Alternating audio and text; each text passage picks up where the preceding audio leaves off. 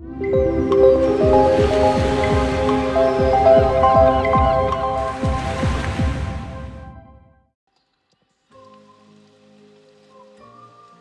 m'appelle Hugo de Faucompré, j'ai passé toute mon enfance à Fécamp et je suis allé faire mes études à Paris où j'ai fait 2 écoles d'art, l'école Estienne en gravure et l'école des Gobelins en animation.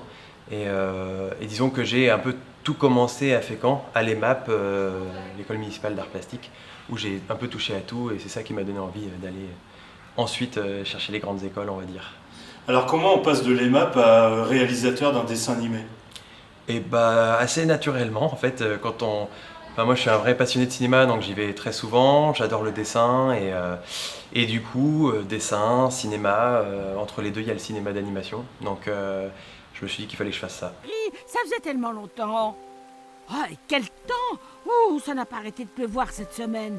Enfin, on choisit pas la météo. Ici on l'a fait un peu de manière traditionnelle on va dire avec tous les décors sont peints à la main sur papier, les personnages sont dessinés à la main, image par image.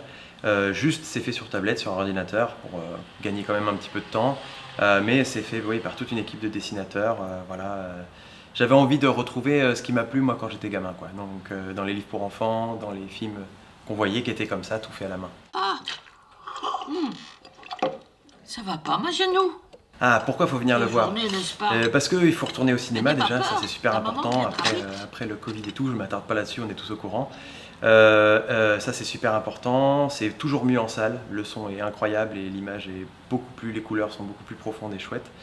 Et Maman pleut des cordes, disons que le sujet est un peu sensible, ça traite de la dépression en fond, mais finalement c'est plus tourné autour de la petite fille en fait. Ce qui m'intéressait c'était de prendre ce sujet à travers les yeux d'une petite fille et d'en parler aussi aux enfants. Parce qu'il y a des sujets comme ça qu'on n'évoque pas parce qu'on se dit qu'ils sont trop petits et en fait je crois que les enfants ils sont jamais trop petits, quoi. Elle est à la clinique des Lilas, juste à côté d'ici. Crotte. Oh là là, mais c'est hyper grave ça. En vrai, c'est un hôpital psychiatrique. Il y a quelques scènes dans le film en général qui touchent et qui marquent les gamins et qui m'en parlent ensuite.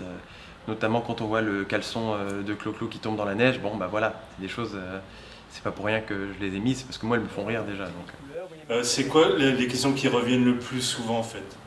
Ah, les questions qui reviennent le plus, je crois c'est comment le titre est venu, enfin comment vous avez trouvé ce titre, et comment vous faites parler les dessins. Ça, c'est une question. Quand on leur a dit que c'était des dessins, du coup ça travaille, mais comment ça les dessins ça parle pas? Et voilà, et donc souvent ces questions-là qui reviennent. Donc rendez-vous demain à 14 h au Grand Large pour la séance publique. En plus on va certainement partager une collation ensuite pour ceux qui veulent rester, donc très sympa quoi. Je vous attends.